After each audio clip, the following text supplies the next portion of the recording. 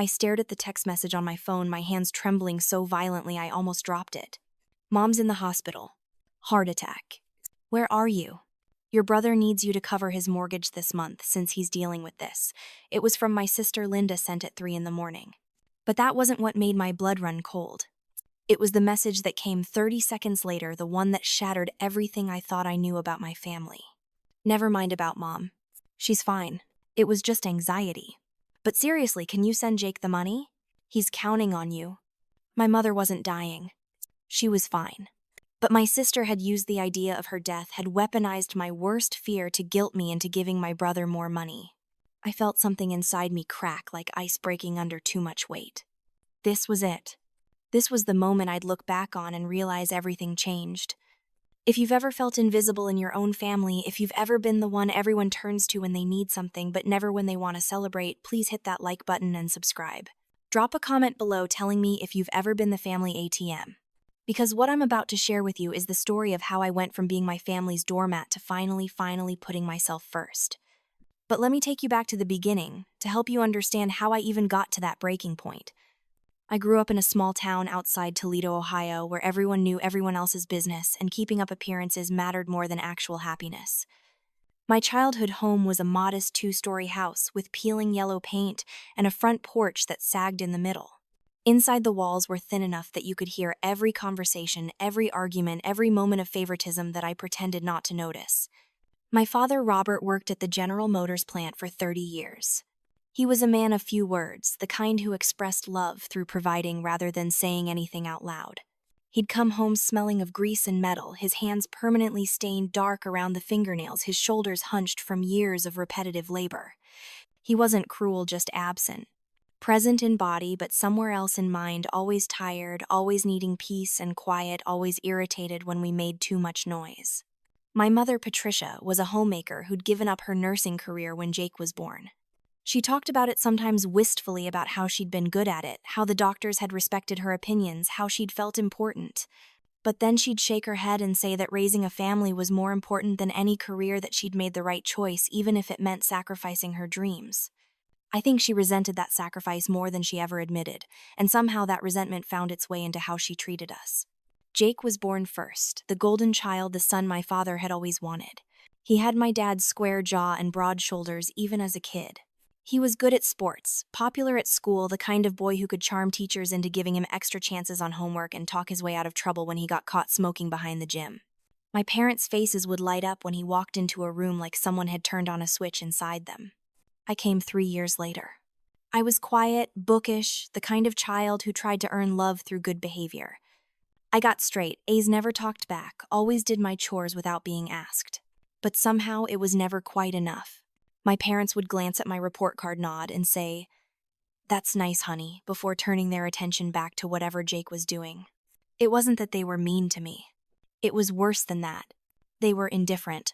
Linda arrived when I was 6, and suddenly, I wasn't even the baby anymore. She was the surprise child, the one my mother hadn't planned for, but she became the princess of the family. She had these big blue eyes and blonde curls that my mother would spend hours styling. She learned early that tears got her whatever she wanted. My father, tough as he was with me, and Jake would melt when Linda cried. He'd scoop her up and promise her the moon, and somehow he'd usually deliver. I remember being 8 years old, sitting at the kitchen table doing homework while my mother fussed over Linda's Halloween costume. Linda wanted to be a princess, and my mother had bought fabric and was hand-sewing this elaborate pink dress with sequins and ribbons. I'd asked if she could help me with my costume too. I wanted to be a scientist, had drawn up plans for a lab coat decorated with beakers and test tubes.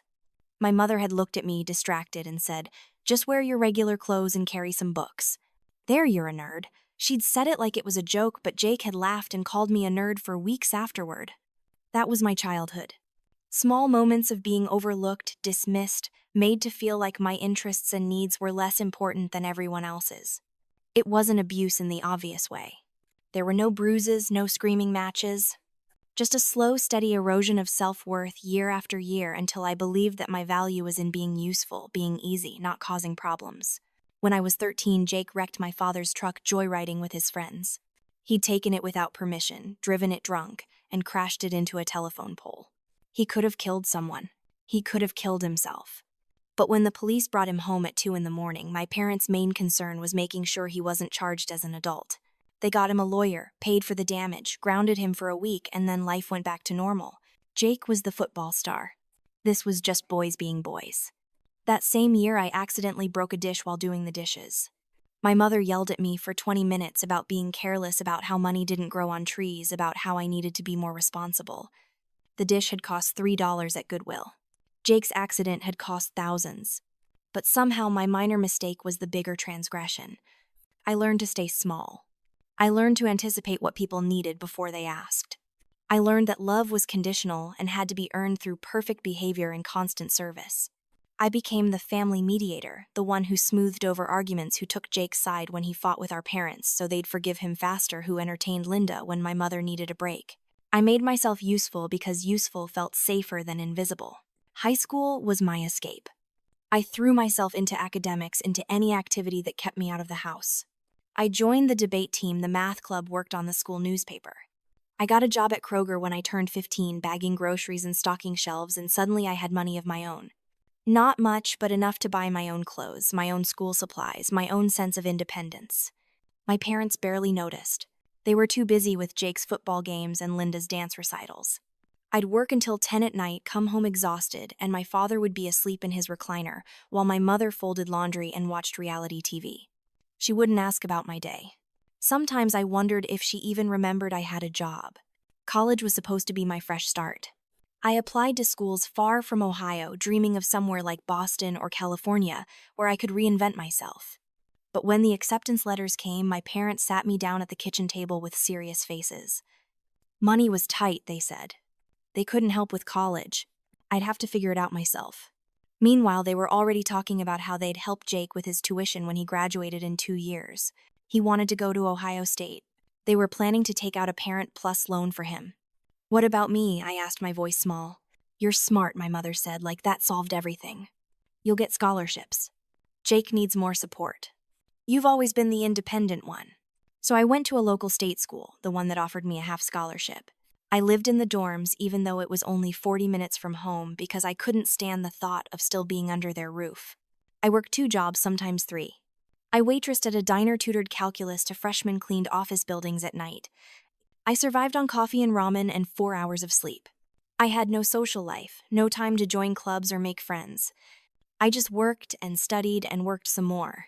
During Christmas break of my sophomore year, Jake got arrested for selling weed. Not a lot, just enough to make some extra cash, but it was his second offense. My parents were devastated, terrified he'd lose his football scholarship, that this would ruin his future. They hired an expensive lawyer, paid thousands in legal fees, and somehow got the charges reduced to a misdemeanor. I came home for Christmas and found my mother crying at the kitchen table. I don't know what to do, she said. The lawyer costs are putting us under. Your father's hours got cut at the plant. We're going to lose the house. She didn't ask me for money directly. She didn't have to. The expectation hung in the air between us, heavy and suffocating. I had $3,000 in my savings account, money I'd scraped together for next semester's tuition, for books, for emergencies. I told myself I'd find a way to make it work without that money. I'd get more loans, pick up more shifts. My parents needed help. Jake needed help. That's what families did. I wrote them a check for $2,000. My mother hugged me, actually hugged me, and said I was such a good daughter. It felt like sunlight after years of rain.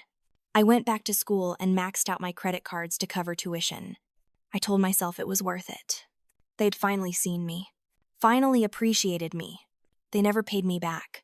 When I brought it up 6 months later, my mother looked confused, like she didn't remember it the same way. Oh, honey, we thought that was a gift. You know we can't afford to pay you back. Besides, we raised you for 18 years. Fed you, clothed you, put a roof over your head. Don't you think that counts for something? I didn't bring it up again. But something had shifted in me, some small voice whispering that this wasn't fair, that I'd been manipulated. I pushed that voice down. I didn't want to be the kind of person who kept score with family. I graduated college with $30,000 in student loan debt and a degree in accounting. I got a job at a mid-sized firm in Indianapolis, 3 hours from Toledo. Far enough to feel like I'd escaped, close enough that I couldn't use distance as an excuse not to visit. I rented a small 1-bedroom apartment in a complex that smelled like curry and heard music through the walls at all hours. It was the first space that was entirely mine, and I loved it fiercely. My first year in Indianapolis was the happiest I'd ever been. I worked hard, made friends with some coworkers, started going to yoga classes on weekends. I dated occasionally, nothing serious, but enough to feel like a normal 23-year-old instead of the family workhorse I'd always been. I sent my parents money for Christmas and their birthdays, modest amounts, $50 or $100, but nothing that put me in financial danger. Then my father got laid off. The GM plant was downsizing, and at 55 with a bum knee and no college degree, he couldn't find another job that paid anywhere close to what he'd been making. My mother had to go back to work at a nursing home for $12 an hour. They were struggling, really struggling, and my father's pride was crushed in a way that made him mean. He'd snap at my mother, criticize Jake for not having a better job, retreat into angry silence that filled the house like smoke. The calls started coming more frequently.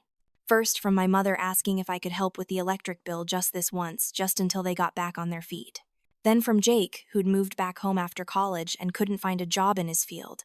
He needed money for gas to get to interviews for professional clothes for application fees. Then from Linda, still in high school, who wanted money for prom, for senior pictures, for a class trip to Washington, D.C. that everyone else was going on. I said yes every time. Every single time. Because saying no felt like confirming that I was the selfish person they'd always implied I was when I didn't put them first. Because my mother's voice would get that tight, disappointed tone, and I'd be transported back to being 8 years old and desperate for her approval. Because Jake would get angry and say I'd changed, that success had made me forget where I came from. Because Linda would cry and say she didn't understand why I didn't love her. So I gave them money. Hundreds at first, then thousands. I stopped going out with coworkers because I couldn't afford the extra expense. I stopped going to yoga classes. I wore the same 3 outfits to work on rotation because I couldn't justify buying new clothes when my family needed help. My credit card debt climbed back up month by month as I juggled which bills to pay and which to put off. And then I met David. It was at a professional conference in Chicago, one of those mind-numbing events full of PowerPoint presentations and bad coffee. I was sitting alone at lunch reviewing my notes when this man asked if he could join me. He had warm brown eyes and an easy smile, and we ended up talking through the entire lunch break. He was a financial advisor from Indianapolis, too funny and kind and genuinely interested in what I had to say. We exchanged numbers, promising to get coffee when we got back home.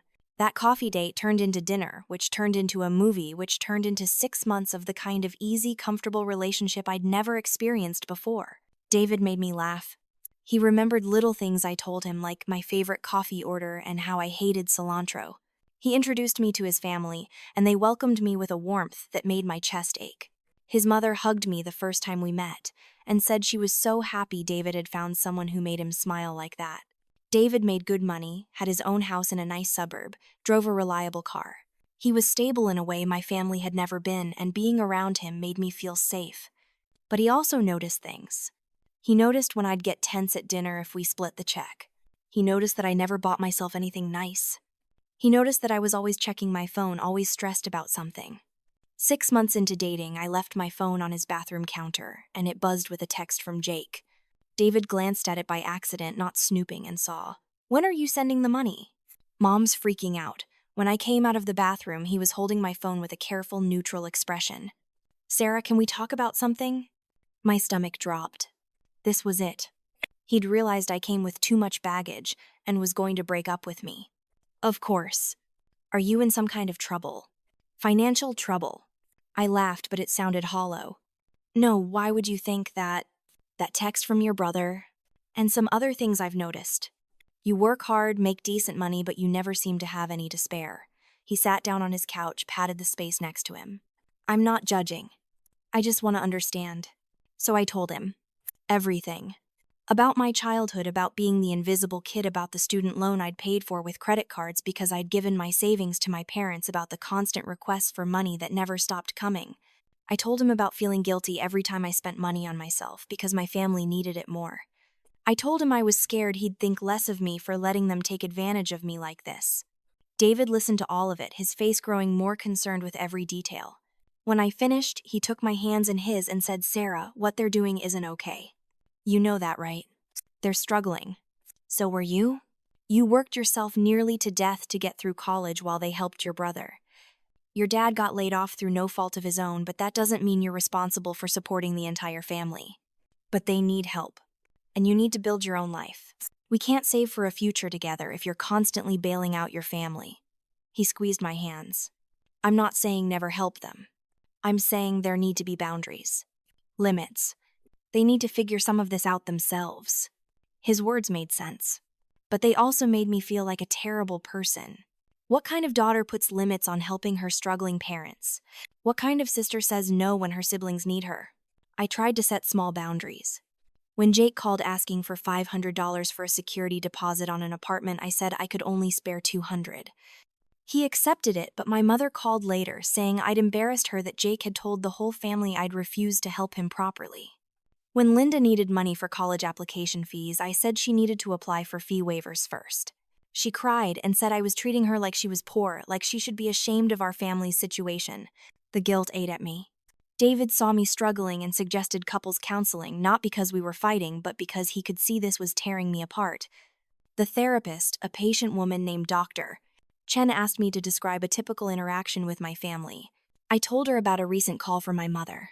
So your mother called asking for money, doctor. Chen summarized, and when you hesitated, she brought up all the sacrifices she made raising you. Well, yes, but she did sacrifice a lot. She gave up her nursing career. That was her choice as a parent. Children don't owe their parents repayment for being raised.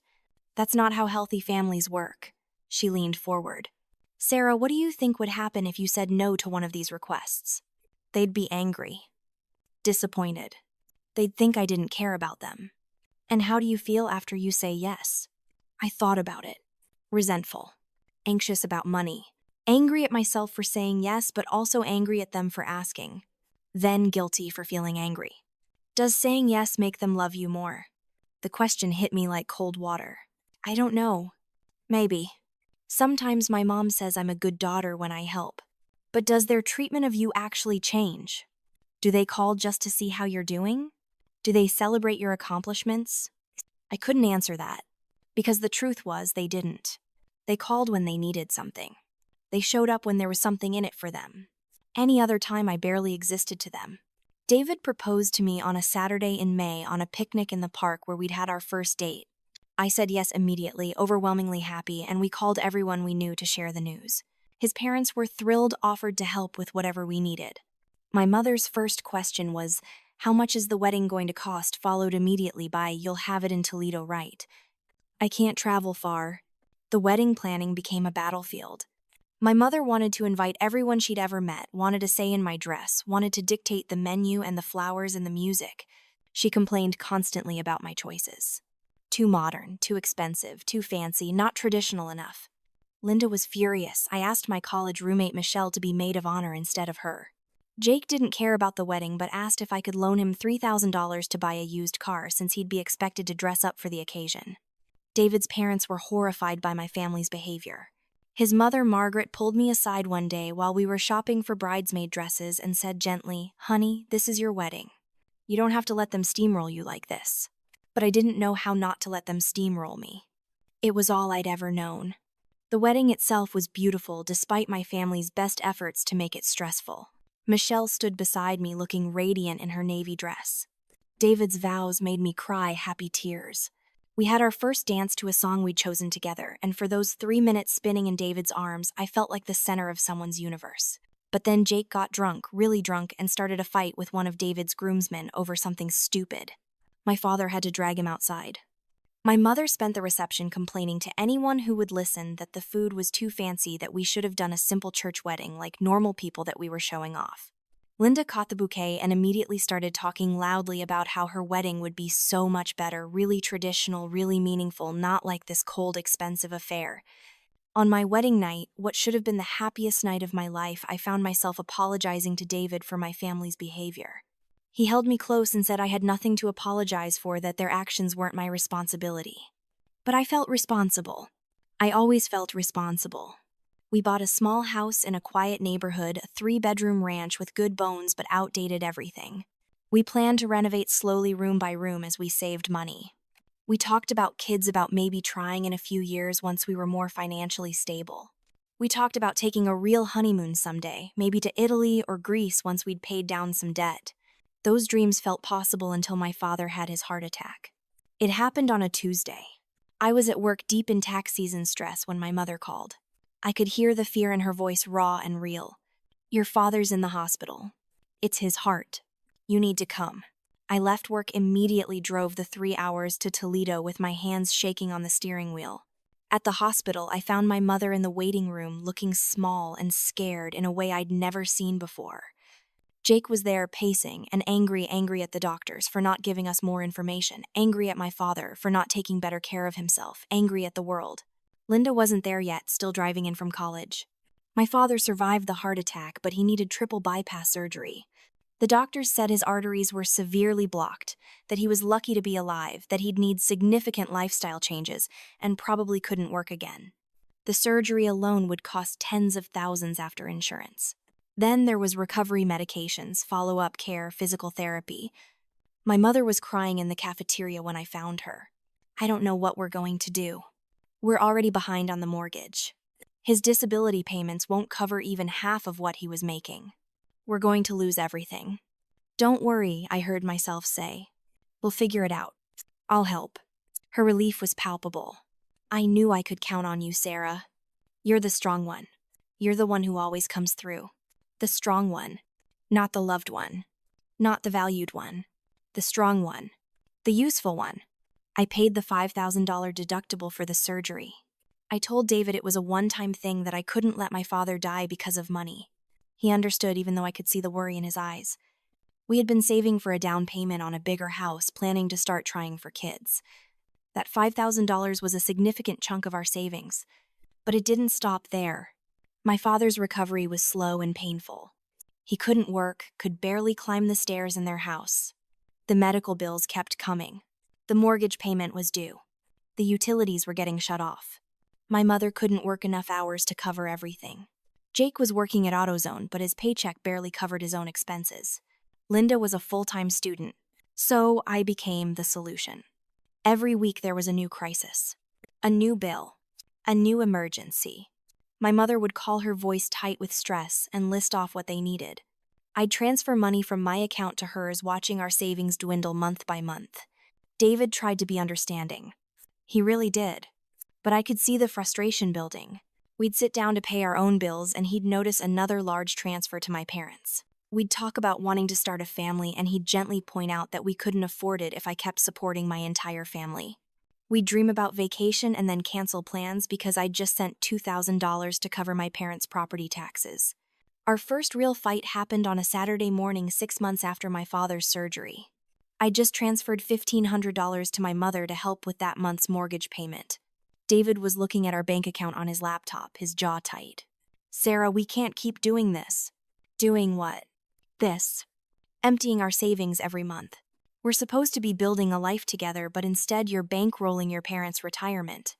That's not fair. My dad almost died. 6 months ago. He's recovered now. He's getting disability. Your mom is working. But you're still sending them the same amount of money every month like nothing's changed. They're still struggling. The medical bills, they can set up payment plans. They can negotiate with the hospital. There are programs for people with medical debt. But instead of exploring those options, they just call you because it's easier. You don't understand what it's like to grow up poor, to know what it feels like to worry about losing your home. You're right, I don't. But I do understand what it's like to watch my wife sacrifice everything for people who don't appreciate her. When was the last time your mother called just to ask how you're doing? When was the last time any of them said thank you? I couldn't answer that. I wanted to defend them, but the truth was David was right. Every conversation with my family revolved around money. Every call was a request. Every text was a crisis. They're my family, I said finally, my voice breaking. I can't just abandon them. I'm not asking you to abandon them. I'm asking you to set limits. To protect yourself. To protect us. He closed the laptop, ran his hands through his hair. I love you, Sarah.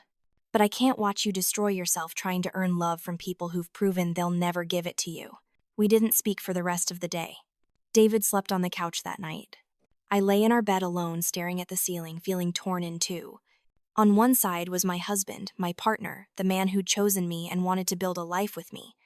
On the other side was my family, the people who'd raised me, who needed me, who I'd been trained since childhood to prioritize above all else. I tried to set boundaries after that fight. Small ones. I told my mother I could only help with $500 a month, not the $1,500 I'd been sending.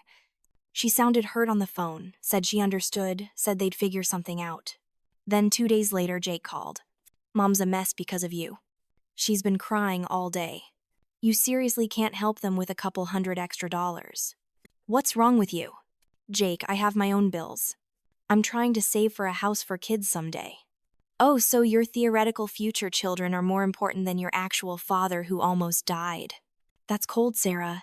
Really cold." He hung up before I could respond. I sat there with the phone in my hand, feeling like the worst person alive. By that evening, Linda had called too, crying, saying she didn't understand why I was being so mean to Mom and Dad when they'd done so much for me. I caved. I sent the full $1,500, and I hated myself for it. David and I started going to couples therapy. Dr. Chen helped us communicate better, helped David understand the depth of my conditioning, helped me start to see the patterns of manipulation I'd been accepting as normal. But knowing something intellectually and being able to change it emotionally are two different things. The therapy helped our marriage survive, but it couldn't fix my relationship with my family. If anything, as I started to recognize the dysfunction, it made everything worse. I'd noticed the manipulation tactics, the guilt trips, the way they'd pit me against my siblings, having Jake or Linda call to make me feel bad when my mother's direct approach didn't work, the way they'd only call when they needed something, the way they'd never once asked about my life, my job, my dreams, my struggles. Every time I noticed these things, the resentment grew. And every time the resentment grew, so did the guilt. Good daughters don't resent their families. Good daughters help without keeping score. Good daughters sacrifice because that's what love looks like. Except it wasn't love. Dr. Chen kept telling me that. David kept telling me that. But I couldn't quite believe it. Then Linda got engaged. She'd been dating Brad for less than a year. He was a construction worker, decent enough guy, but young and directionless, like Linda herself. She called me one evening, breathless, with excitement, to tell me Brad had proposed. She was 22 years old, had just graduated from cosmetology school, and was getting married. "I'm so happy for you," I said, and I meant it. Despite everything, I wanted Linda to be happy. "Thanks. So, I wanted to talk to you about the wedding. I've been dreaming about this my whole life, you know. I want it to be perfect." Something in her tone made my stomach clench. "Okay. So obviously Mom and Dad can't really pay for it. Not after everything with Dad's health. And Brad's parents aren't well off either. So I was thinking, since you make good money and you and David don't even have kids yet, maybe you could help." She said it so casually, like it was a given, like I owed her this. "Help how?" I asked carefully. "Well, I've been looking at venues. There's this gorgeous barn about an hour from Toledo. It's $15,000 for the venue rental, but Sarah, it's so beautiful. You should see the pictures. And then I need a dress, probably about $3,000 for a really nice one. And bridesmaid dresses and flowers and a photographer and a DJ and catering. I've got it all planned out. It'll probably be about $40,000 total." I couldn't speak. $40,000. That was more than I'd paid for my entire wedding. That was almost as much as we had left in our savings after I'd been supporting my parents for over a year. "Linda, I can't afford to pay for your wedding." Silence on the other end. "Then what do you mean you can't afford it? You make like $70,000 a year. David makes even more. We have our own expenses. Our own plans. We're trying to save." "For what? You already have a house. You don't have kids. What are you saving for that's more important than your sister's wedding?" "That's not the point. A wedding is something you save for yourself. Or you have a smaller wedding that fits your budget. So you want me to have some cheap, trashy wedding because you're too selfish to help me." Her voice had gone cold. "I didn't say that. I just said I can't pay for it. Can't or won't. Both. Linda, I love you, but this is too much. I've been helping the family financially for years. I need to take care of my own life too." She started crying. Not the fake crying she'd used as a kid to get her way, but real harsh sobs. "I can't believe you're doing this to me. This is the most important day of my life, and you're ruining it. You've always been jealous of me, haven't you? Because Mom and Dad actually loved me." Her words hit like a slap. "Linda, forget it. Just forget it. I'll figure it out myself." Like always. She hung up. I stood in my kitchen phone, still pressed to my ear, listening to the dial tone, feeling like I'd been punched in the stomach. David had heard the entire conversation from the living room. He came into the kitchen, wrapped his arms around me, and just held me while I cried. "She's 22, I sobbed into his shirt. 22, and she wants me to spend $40,000 on her wedding. How is that okay? How is that normal?" "It's not," David said quietly. "None of this is normal, Sarah." My mother called the next morning. Her voice was icy. "Sarah Marie, I cannot believe you refused to help your sister with her wedding. Mom, she asked for $40,000. So, you have it. I know you do. You and David make good money. That doesn't mean we can just give it away. We have our own financial goals. Your own financial goals." She said it like it was disgusting. "You know what, Sarah? I'm disappointed in you. Really disappointed. We raised you better than this. We raised you to understand that family comes first. But I guess once you got your fancy job and your fancy life, you forgot about the people who sacrificed everything for you. You didn't sacrifice everything for me. You sacrificed everything for Jake. I worked my way through college alone while you took out loans for him. How dare you? I was there for you every day of your childhood. I fed you, clothed you, gave you a home. And this is how you repay me. By throwing it in my face? I'm not throwing anything in your face. I'm just saying I can't afford to fund Linda's entire wedding. Can't or won't. Because it seems to me like you just don't want to. You've changed, Sarah. Success has made you cold." She paused, and when she spoke again, her voice was shaking. "You know, this stress isn't good for your father's heart. If something happens to him because of this, it'll be on you." She hung up. I stared at my phone, feeling sick. Was she right? Had success changed me? Had I become selfish and cold? Or was I finally starting to value myself the way I should have all along? The next few weeks were tense. Jake sent me a long text about how disappointed he was in me, how family was supposed to be there for each other, how I'd let Linda down when she needed me most. He said I'd always been the weird one, the one who thought she was too good for the family, and now I was proving it. Linda wasn't speaking to me at all. My mother would call periodically, not to talk, but to deliver updates clearly designed to make me feel guilty. "Linda's so stressed about the wedding she's losing weight. Brad's parents said they'd help, but they can barely afford it. Your father's blood pressure is up again because of all this family tension." I blocked it out. I had to. If I let myself feel the full weight of their guilt and disappointment, I'd crack. I'd give in. I'd drain my savings and give Linda her dream wedding and continue the cycle of using myself up to buy their approval. Instead, I focused on my own life. David and I started looking at houses, bigger houses in better school districts, talking seriously about starting a family. We went on weekend trips, nothing fancy, just small getaways to nearby cities. We had friends over for dinner. We adopted a cat from the local shelter, a cranky orange tabby we named Pumpkin, who made us laugh every day. For the first time in my adult life, I was prioritizing my own happiness. And it felt simultaneously wonderful and terrifying. Then came the night that changed everything. It was a Tuesday in April, about 3 months after Linda's engagement. David and I had gone to bed after watching a movie, finally starting to feel like we were getting our footing back. I just started to drift off when my phone buzzed on the nightstand. 3 in the morning. A text from Linda. "Mom's in the hospital. Heart attack. Where are you? Your brother needs you to cover his mortgage this month since he's dealing with this." I sat up so fast I made myself dizzy. David woke up confused. "What's wrong?" "It's Mom. Heart attack. I have to go." I was already pulling on clothes, my hands shaking so badly I could barely button my jeans. All the anger, all the resentment, all the boundary setting disappeared in an instant. My mother was dying and I wasn't there. What if she died thinking I hated her? What if the last conversation we'd had was that terrible fight about Linda's wedding? I was halfway to the door, keys in hand, when my phone buzzed again. "Never mind about Mom. She's fine. It was just anxiety. But seriously, can you send Jake the money? He's counting on you." I stopped walking. Read the message again. Then again. Mom wasn't dying. She was fine. And Linda had used the idea of her death, the exact thing she knew would devastate me most, to manipulate me into giving Jake money. I stood there in my dark living room, David behind me, and felt something inside me break. Not crack. Not bend. Break completely. Sarah, David's voice was soft, concerned. I turned to look at him, and I think he must have seen something in my face because he took a step back. "She lied. Linda lied about Mom having a heart attack to guilt me into sending Jake money.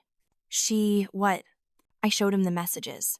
He read them, his expression going from confused to horrified to furious. Sarah, this is abuse. You know that, right? This isn't normal family dysfunction. This is calculated, deliberate abuse. I know, and suddenly I did know. All the therapy, all the conversations, all the times David and Dr. Chen had tried to make me see it, and I'd resisted because acknowledging it meant accepting that my family didn't love me the way I loved them. But this was undeniable. Linda had used my deepest fear as a weapon, and she'd done it casually like it was nothing. I called her. She answered on the third ring, sounding annoyed. What? How could you do that? My voice was shaking with rage. How could you tell me Mom was dying just to manipulate me into sending Jake money? Oh my God, Sarah, calm down. I said she was fine. It's not like she actually died.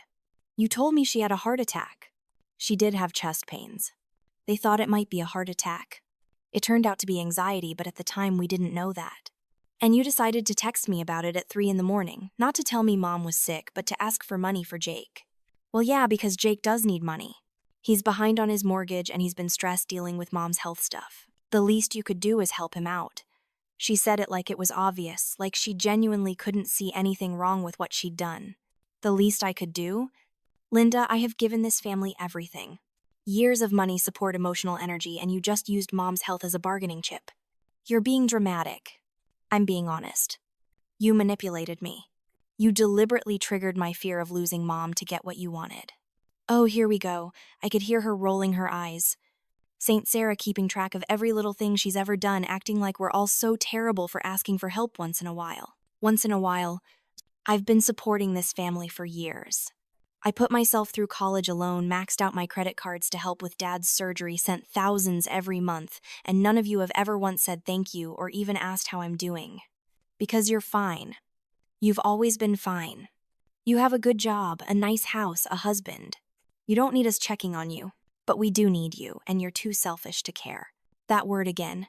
Selfish. The word they'd trained me to fear more than anything. But this time it didn't work. You know what, Linda? You're right. I am selfish. I'm selfish for wanting to be treated with basic respect. I'm selfish for wanting a relationship with my family that isn't just about money. I'm selfish for wanting to save for my own future instead of funding everyone else's lives. My voice was getting louder, stronger. And you know what? I'm done apologizing for it. You're going to regret this. Her voice had gone cold. Maybe. But I regret the last 10 years more. Don't call me asking for money. Don't call me unless you're ready to treat me like an actual human being instead of an ATM. You'll change your mind. You always do. You're desperate for Mom and Dad to love you. And there it was. The truth laid bare. She knew. They all knew. They knew I was desperate for their approval, and they'd been weaponizing it against me for years. You're right, I said quietly. I was desperate for their love. But I'm done now. I'm done begging for scraps from people who'll never see my value. I hung up before she could respond. And then I blocked her number. Then Jake's. Then my mother's. Then my father's. David was staring at me, mouth slightly open. I just cut off my entire family. I said it out loud and waited to feel guilty, to feel scared, to feel the crushing weight of what I'd done. Instead, I felt light. Like I'd been carrying a 200-pound backpack for 30 years and had finally set it down. How do you feel? David asked carefully. Free, I said. And then I started crying. Not sad tears exactly. More like release tears. Grief tears. Relief tears. All of it mixed together until I couldn't tell where one emotion ended and another began. David held me while I cried. We stood in our living room at 3:30 in the morning, and I sobbed out years of hurt and anger and disappointment. I cried for the child who'd never felt good enough. I cried for the teenager who'd worked herself to exhaustion trying to earn love. I cried for the adult who'd sacrificed her savings and her marriage and her own dreams to buy approval that was never coming. And then when I was done crying, I felt calm, clearer than I'd felt in years. The next morning, I called Dr. Chen and scheduled an emergency session. I needed to process what had happened, needed guidance on how to move forward.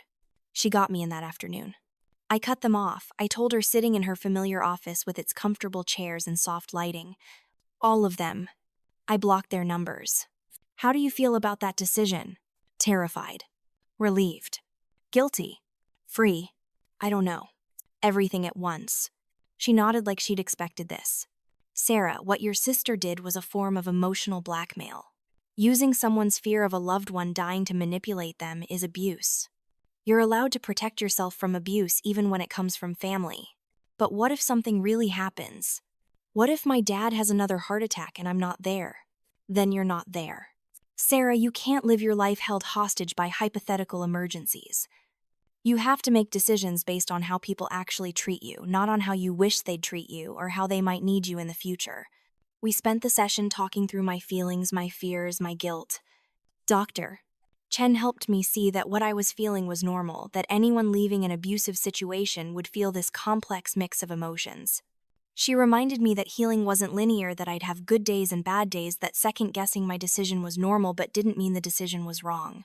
Your family trained you from childhood to prioritize their needs above your own, she said as our session ended. Unlearning that conditioning is going to take time. Be patient with yourself. Over the next few weeks, the guilt came in waves. I'd be fine going about my day, and then suddenly I'd be overwhelmed with the certainty that I'd made a terrible mistake.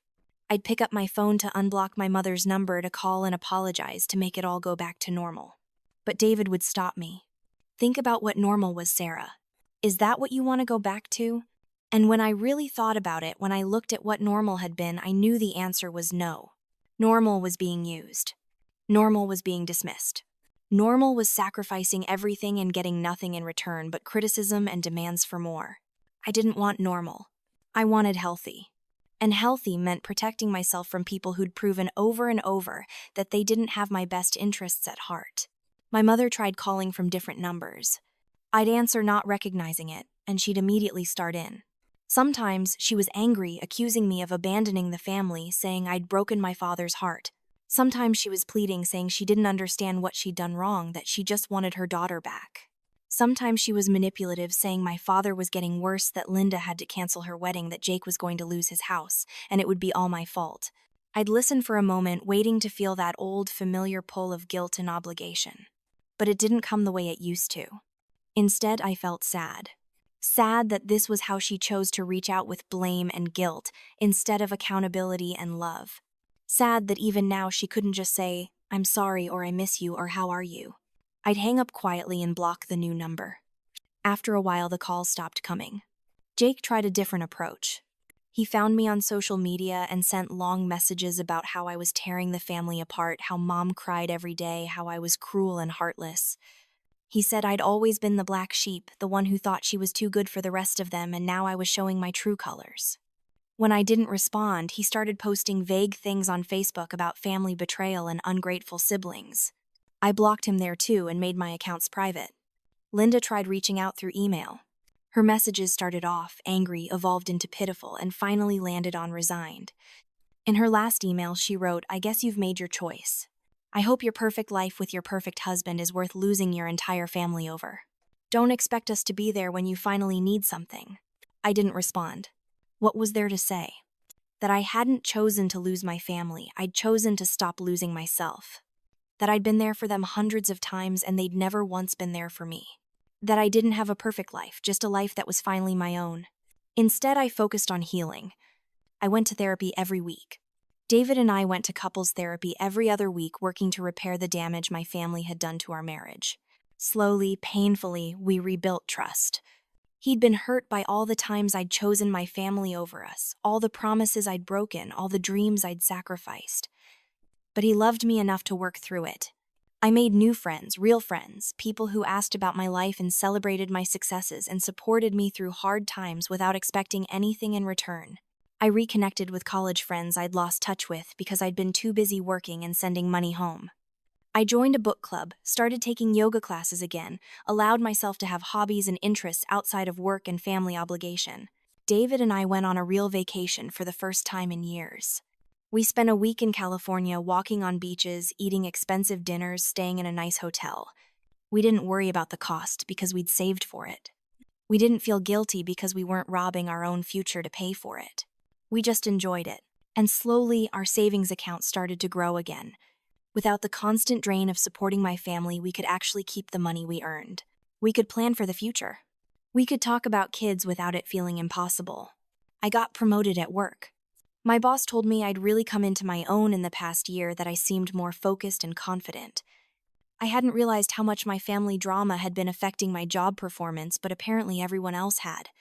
Freed from the constant emotional and financial drain, I could finally excel at my career. 6 months after cutting contact, I ran into my mother at Target. It was completely random, both of us reaching for the same box of pasta in the same aisle at the same time. We locked eyes and froze. She looked older, more tired.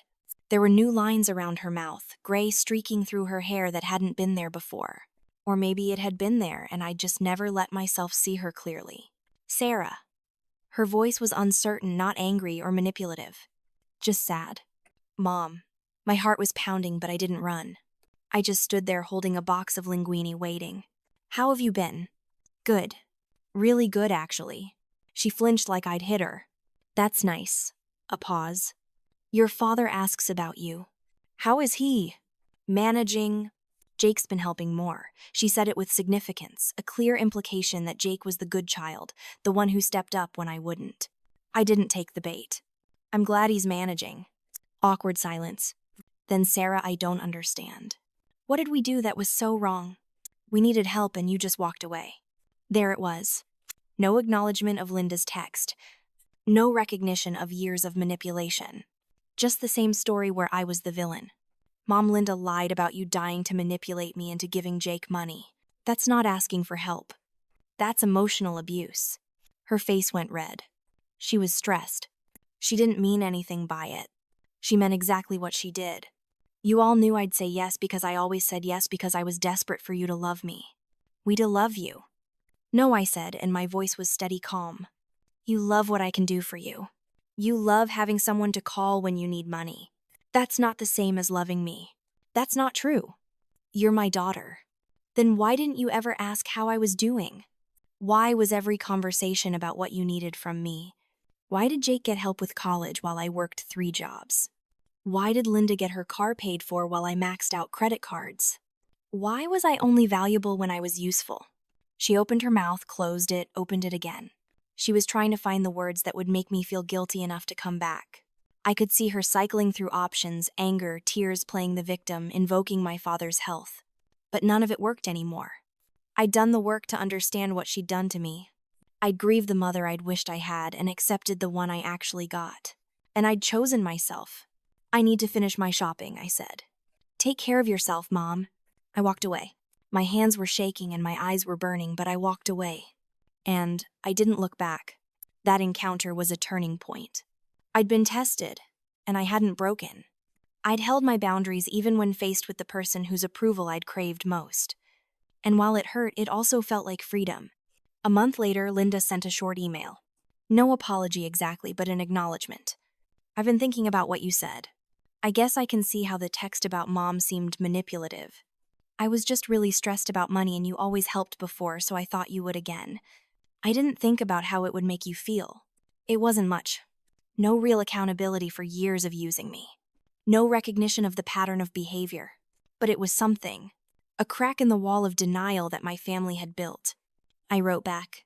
Just a few lines saying I appreciated her reaching out, that I'd needed the space to heal, that maybe someday we could have a different kind of relationship, but not right now. I left the door open a crack. Not because I thought they'd change, but because I wanted to prove to myself that I could have boundaries without being cruel. Jake never reached out. Neither did my father. That hurt in a way that surprised me. Even after everything, some part of me had hoped my dad would be different, would see what had happened and want to repair our relationship. But he didn't. And I had to make peace with that. David and I started trying for a baby. It took 8 months, but eventually I got pregnant. When I told David, he cried and spun me around our kitchen and said this was the beginning of everything we'd dreamed about. We didn't tell my family. I wasn't ready. Maybe someday, but not yet. This joy was ours, and I wasn't going to let them taint it with their needs or their judgment or their drama. My daughter was born on a snowy day in January, perfect and tiny and absolutely mine. We named her Elena after David's grandmother, a woman who'd shown me more love in 5 years than my own mother had in 35. Holding Elena, looking at her tiny face, I made her a promise.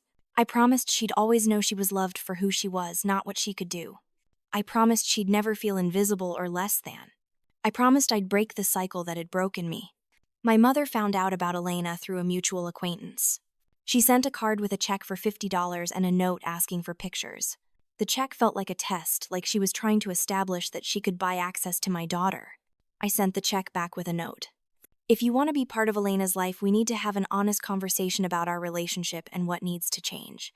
I'm open to that conversation when you're ready. I never heard back. The silence answered my question. It's been 2 years now since that night with the text message. 2 years since I finally said no and meant it. My life looks completely different. David and I are happy, deeply happy, in a way we couldn't be when we were constantly fighting about my family. We're partners making decisions together, supporting each other, building our future as a team. Elena is the light of our lives. She's 2 now, talking in full sentences, bossy and sweet, and so completely herself. She'll never know what it's like to feel invisible because we make sure she always feels seen.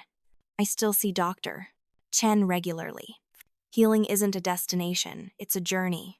Some days are harder than others. I still feel guilt sometimes, still wonder if I did the right thing. But those days are fewer now. Mostly I feel free. I've learned that setting boundaries isn't selfish, it's survival. I've learned you can't love someone into treating you better. I've learned that family is about how people treat you, not genetics.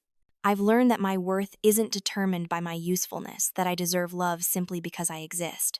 I've also learned that grief and relief can coexist. I grieve the family I wish I'd had, but I feel relief that I'm free from their toxicity. The American dream tells us to work hard and sacrifice for family. But sometimes the hardest work is letting go of people who don't deserve us. Sometimes the dream is building your own family on your own terms. To anyone reading this who sees themselves in my story, you deserve better. You deserve to be valued for who you are, not what you provide. You deserve relationships that are reciprocal. You deserve to take up space, have needs, say no without being punished. Walking away from toxic family isn't giving up. It's choosing life. It's choosing yourself. And you deserve to be chosen. My relationship with my family may never be fully repaired, and I've made peace with that. I left the door open for change, but I'm not waiting for it. I can't control their choices. I can only control mine. And I choose me. I choose David. I choose Elena. I choose the life we're building together, brick by brick, free from obligation and guilt. I choose freedom. I choose joy. I choose self-respect. And after 35 years of putting everyone else first, that choice feels like coming home. So here's what I want to ask you. Have you ever been in a relationship where you gave and never got anything back? Have you ever been made to feel selfish for having boundaries? Have you ever had to choose between your own well-being and someone else's comfort? If any of this resonates with you, drop a comment below and tell me your story.